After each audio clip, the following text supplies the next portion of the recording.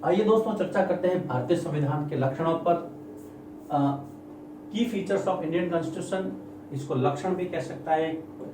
कभी कभी प्रश्न ये भी आ जाता है कि भारतीय संविधान की विशेषताओं की लिस्ट बहुत लंबी है, लेकिन फिर भी अभी जो हम टॉपिक चलाएंगे वो अगर पॉइंट जो कीवर्ड्स के रूप में अगर आप इस्तेमाल करेंगे और उसको थोड़ा सा विस्तारित रूप करके लिखेंगे तो आपका ये प्रश्न बन जाएगा भारतीय संविधान की विशेषताएं। चर्चा करते हैं। सबसे पहला जो सिलेबस के अकॉर्डिंग चलूंगा मैं, सबसे पहला दिया है संघवाद। संघवाद जिसको हम कहेंगे फेडरलिज्म। देखिए संघवाद में दो शब्द हैं, एक संघ और एक वाद। अब अगर मैं संघ की बात करूं तो संघ का मतलब होता है एक संगठन, वाद का मतलब होता है विचार। यानी भारत एक संगठन के विचार पर निर्मित हुआ है क्या? बिल्कुल सही। संगठन से मतलब यह है कि भारत राज्यों का एक संघ है, यूनियन ऑफ स्टेट्स। बहुत सारे राज्यों ने मिलकर के साथ में चलना स्वीकार किया तो राज्यों का संघ बना, और यही विचारधारा संघवाद की है। राज्यों का एक संघ होगा जिसका नाम भारत अर्थात इंडिया होगा। अनुच्छेद 1 ये कहता है भारतीय संविधान का। ये जो संघवाद की जो विचारधारा है, याद रखना हमने कनाडा के संविधान से ली है। कनाडा के संविधान से प्रेरित हमारा संघवाद है। कनाडा का जो कॉन्स्टिट्यूशन है वो प्योरली फेडरलिज्म है, यानी कि पूरी तरह से संघवाद को फॉलो करता है।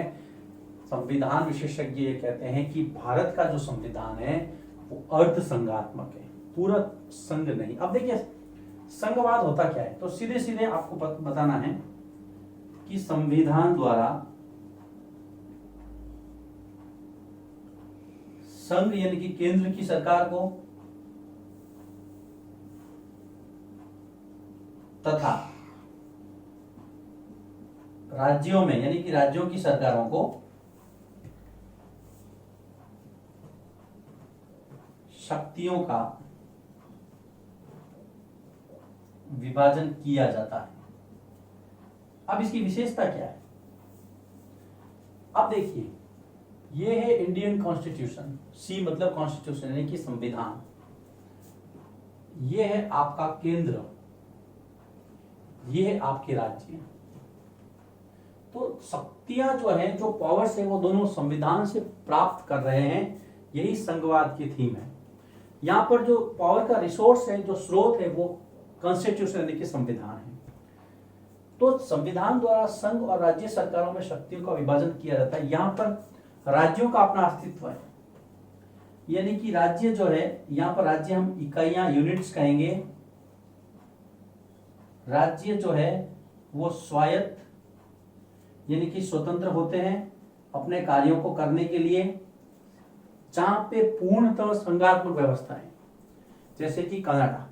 लेकिन भारत में जो है केंद्र का पलड़ा भारी है, इसलिए कहा कि भारत पूर्ण रूप से संघात्मक शासन नहीं है।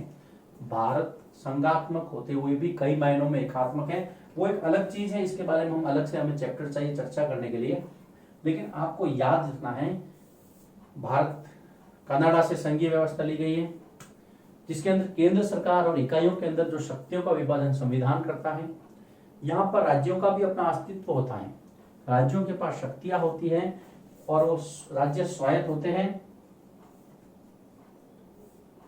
उनका अलग अस्तित्व है। इतना ध्यान रखना है। यह पहला फेडरलिज्म, संघवाद। दूसरा है संसदीय व्यवस्था।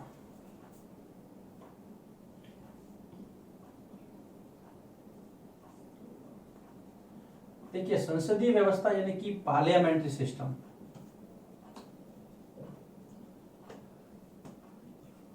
पार्लियामेंट्री सिस्टम जो है हमने लिया है ब्रिटेन से। इंग्लैंड यानी कि यूके, इंग्लैंड काफी सालों तक इंग्लैंड हमारे साथ रहा, हम लोग उसकी कॉलोनी थे यानी कि उपनिवेश थे भारत, इसलिए उसका ज्यादा प्रभाव था। तो संसदीय व्यवस्था यानी कि जो पार्लियामेंट्री सिस्टम हमने लिया है ब्रिटेन से। क्या कहता है ये? यहां पर ये कहता है कि शासक, अब यहां पे शासक तो है नहीं, शासक का मतलब आप राजा से ले सकते हैं, लेकिन यहां पर शासक कौन होगा? नेता, जिसको आपके जो लीडर होंगे वो, यानी कि शासक का चुनाव जनता द्वारा किया जाएगा, यानी कि जो भी सत्ता में होगा उसका चुनाव जनता वोट द्वारा करेगी, उसको निर्वाचित करेगी। संसदीय व्यवस्था ये कहती है, यानी कि पंचायत से लगा करके आपकी जो राष्ट्रीय सरकार है, राज्य सरकार के दो, केंद्र सरकार के दो, सारे के सारे चुनावों के माध्यम से जो है वो शासन करेंगे, और इनका जो चुनाव है वो निश्चित समय के लिए होगा,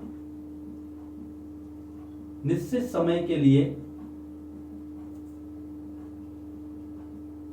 सत्ता का उपयोग होगा, उसके बाद में पुनः चुनाव होंगे, फिर वही सिस्टम होगा। यानी कि सरकार का चुनाव, यानी कि सरकार का चुनाव कौन करेगा? जनता करेगी।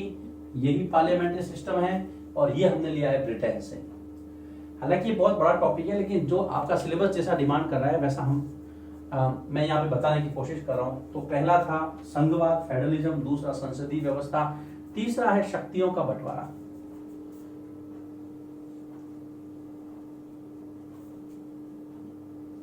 शक्तियों का बंटवारा यानी कि शक्ति पृथक्करण, जिसको सेपरेशन ऑफ पावर्स कहते हैं।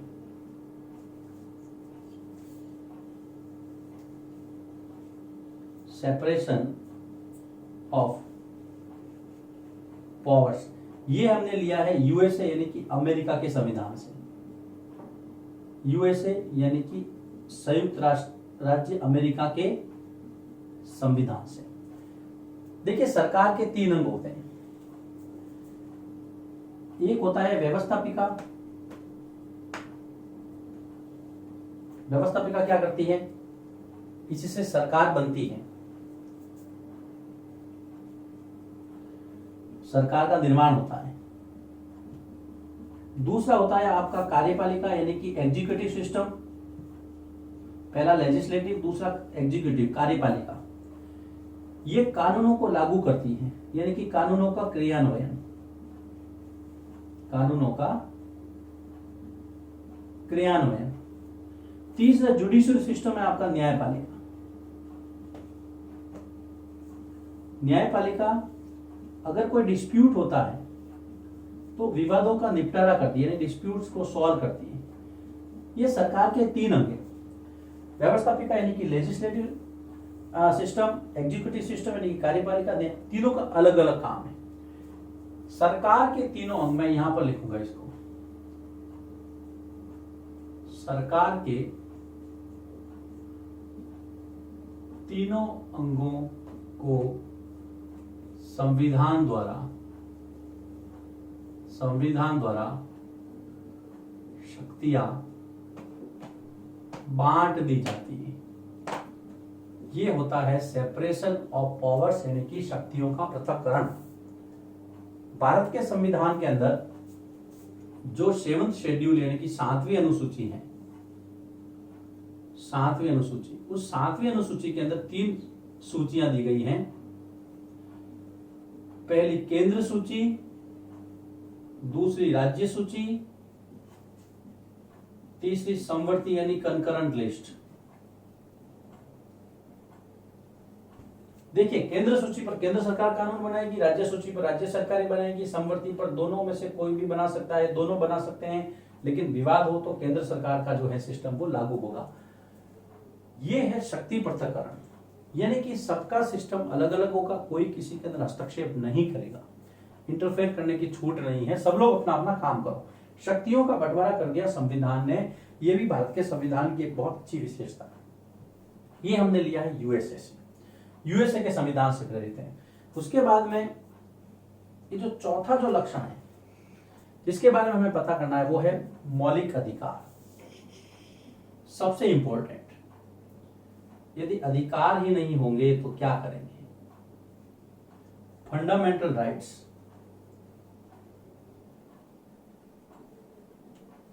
फंडामेंटल राइट्स, मौलिक अधिकार। भारतीय संविधान का भाग 3, ध्यान रखना, भाग 3 का अनुच्छेद 12 से 35 इसका वर्णन करता है। ये इतना इंपॉर्टेंट है कि इसको भारत की संविधान की अंतरात्मा कहा जाता है। Conscience of the Indian constitution, भारतीय संविधान की अंतरात्मा, कंसाइंस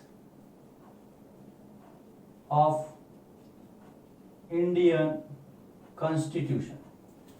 ये इतना इंपॉर्टेंट है क्योंकि अगर आपके पास अधिकार ही नहीं होंगे तो आपका डेवलपमेंट रुक जाएगा, आपका विकास नहीं हो पाएगा। फिर लोकतंत्र का मतलब क्या?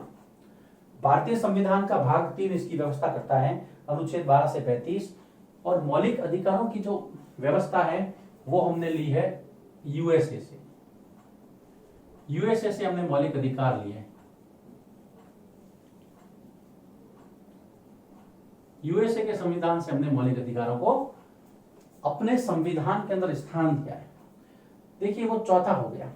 फिर 5वां, नीति निर्देशक तत्व, जिसको आप डायरेक्टिव प्रिंसिपल्स कहते हैं। नीति निर्देशक तत्व, डायरेक्टिव प्रिंसिपल्स, डायरेक्टिव प्रिंसिपल्स। देखिए नीति निर्देशक तत्व क्या है? तो ये सरकार को यानी राज्यों को संविधान का निर्देश है, संविधान के निर्देश हैं जिसकी पालना उसके विवेक पर निर्भर करती है, जिसकी पालना उसके यानी कि राज्य के विवेक पर निर्भर करती है। इसका जो विवरण है भारतीय संविधान के भाग 4 में दिया हुआ है। यस, भाग 4 के अंदर नीति निर्देशक तत्वों का वर्णन है, अनुच्छेद 36 से 51। देखिए वो 12 से 35 था, ये 36 से 51 है और ये हमने लिया है आयरलैंड के संविधान से।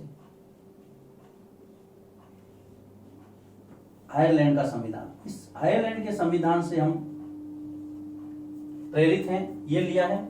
उसके बाद में आपका जो लास्ट है छठा, धर्मनिरपेक्षता यानी कि सेकुलरिज्म, सबसे महत्वपूर्ण, यानी कि व्यक्ति को अपनी इच्छा अनुसार कोई भी धर्म अपना सकता है। वो व्यक्ति अपनी इच्छा अनुसार कोई भी धर्म अपना सकता है। ये है आपके 6 की features of the Indian constitution. देखिए थोड़ा सा जगह की कमी की वजह से थोड़ा मैंने इधर उधर लिख दिया है, लेकिन जब आप नोटबुक लेके बैठेंगे, नोट्स के रूप में इसको मेंटेन करेंगे तो प्रॉब्लम नहीं आएगी। मैं फिर से देखिए क्विक रिवीजन लेता हूं। हम चर्चा करना चाह रहे थे संविधान के लक्षणों के बारे में। सबसे पहला था संघवाद। संघवाद, संघ और वाद 2 शब्दों से बना। इसका मतलब होता है संगठन, किसका? राज्यों का संघ। और विचारधारा, ऐसी विचारधारा जिसमें सब लोग साथ में आने को तैयार हो गए। भारत ने भी ऐसा किया। ये विचार हमने लिया है कनाडा से, ये ध्यान रखना, संघवाद कनाडा से। इसके अंदर संविधान के द्वारा केंद्र और राज्यों के अंदर शक्तियों का विभाजन किया जाता है। एक से अनेक स्तर की सरकारें होती हैं जिसमें राज्य सरकारों को ज्यादा महत्व दिया जाता है। राज्य सरकारें स्वायत्त यानी कि स्वतंत्र होती है, उनका अलग अस्तित्व होता है। दूसरा है आपकी संसदीय व्यवस्था, पार्लियामेंट्री सिस्टम, हमने ब्रिटेन से लिया है। इसका मतलब है कि जो शासक यानी कि जो आपके नेता है, लीडर है, उसका चुनाव जनता करेगी, निश्चित समय के लिए करेगी और सरकार का चुनाव भी जनता करेगी। यानी कि सरकार और शासन दोनों जनता के द्वारा चुने जाएंगे। इसमें फिर अलग अलग सिस्टम होता है, इसकी हम यहाँ पे चर्चा नहीं करेंगे, लेकिन इतना आपको ध्यान रखना है, संसदीय व्यवस्था में लोगों द्वारा निर्वाचन किया जाएगा सरकार का निश्चित समय के लिए। वो हमने ब्रिटेन से लिया है।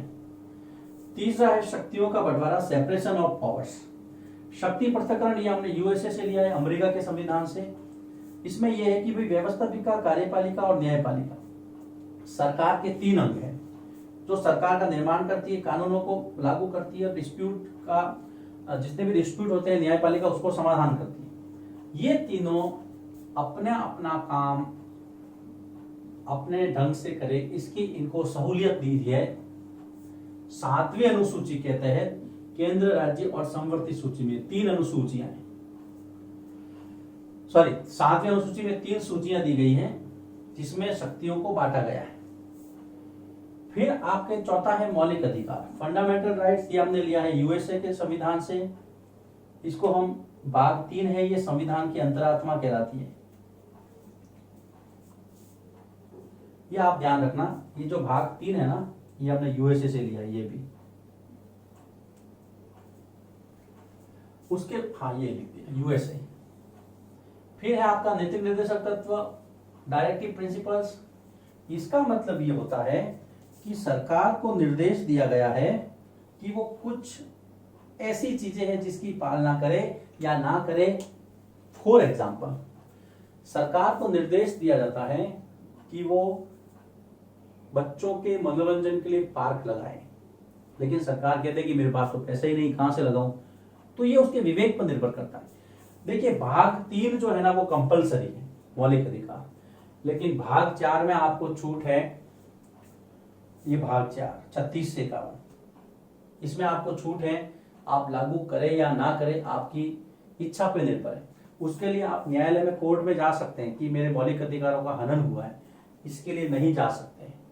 वो वाद योग्य है, ये वाद योग्य नहीं है, यानी कि वो जुडिशरी के तहत लागू होते हैं, ये नॉन जुडिशरी है। उसके बाद में छठा जो है वो धर्मनिरपेक्षता, सेकुलरिज्म। भारत एक सेकुलर कंट्री है, धर्मनिरपेक्ष राष्ट्र है। सभी व्यक्तियों को अपनी इच्छा के अनुसार अपना धर्म अपनाने की छूट है। वैसे सेकंड चैप्टर जो है ना वो सेकुलरिज्म ही है, धर्मनिरपेक्षता का।